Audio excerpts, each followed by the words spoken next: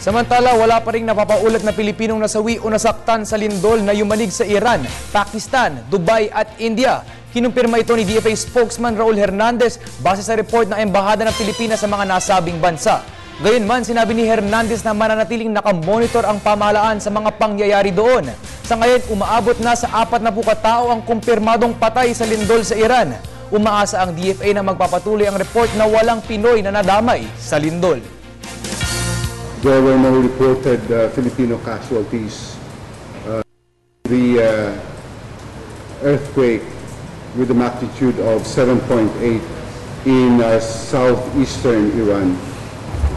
And our embassy in Tehran was also able to talk to a Filipina who was about 600 kilometers away from the epicenter.